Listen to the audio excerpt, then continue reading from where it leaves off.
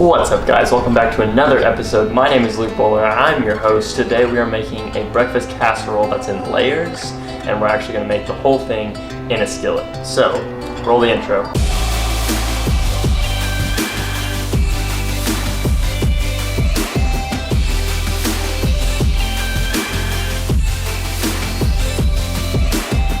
So we're going to take a few rustic potatoes, we're going to give them the old skinning, and go ahead and skin an onion and throw that in there with them. We're going to throw them on a cheese grater and just grate them into a large bowl.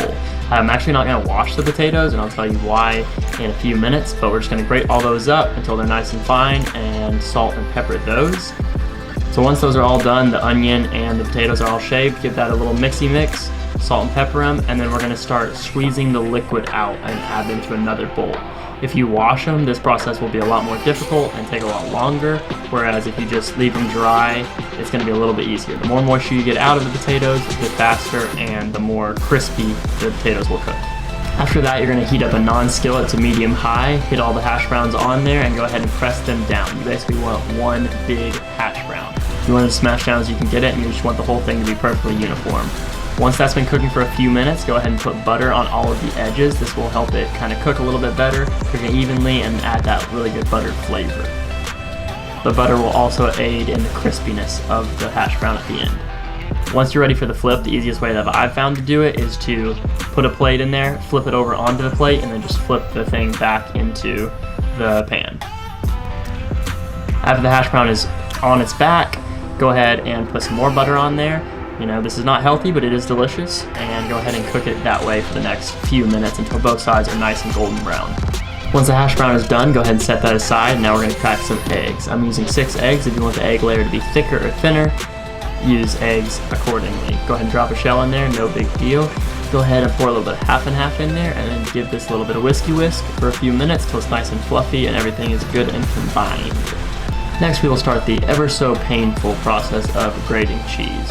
I actually did order a new cheese grater today, no cap, so we'll be getting that in soon, make this process a lot easier. I'm shredding up some Monterey Jack and some Colby, and I'm just using the rest of the box that I have. This should be plenty for this recipe. We're just going to put it on top at the end, and it should be good to go. Next step is, of course, going to be the meat. I'm just using standard sausage for this. We're just going to go ahead and brown the meat, so put a little bit of water in there on medium-high, give that a little sizzle, and add the seasonings. I'm adding some garlic powder, some cumin, salt and pepper, some chili powder, just whatever kind of seasonings you want. Make sure you're seasoning every layer of this because it could potentially be very bland if you don't get a lot of seasonings on each layer. Next, we're going to combine the raw egg on top of the cooked hash brown, the sausage on top of that, and then that's going to go into a 400-degree oven for about 12 to 15 minutes or until the egg is almost fully cooked. After it's done, pull that out of the oven, and we're going to give that a generous sprinkle of cheddar cheese and put it back in the oven for another 2 to 3 minutes just till the egg is completely cooked and the cheese is completely melted.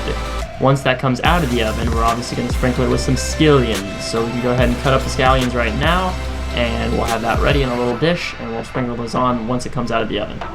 Once it comes out of the oven, we are ready for the sprinkling of the scallions. Give that a nice sprinkle. I love scallions, as you might have told if you could watch a few of these videos, and I just go ahead and just throw a bunch on there.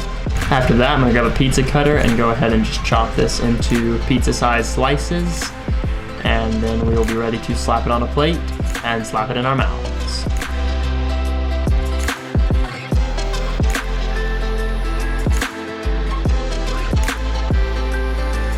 Ladies and gentlemen, boys and girls, that's it for today's episode. A little breakfast casserole layered in a skillet, in an oven, a little bit of this, a little bit of that. Perfectly balanced meal, as all things should be.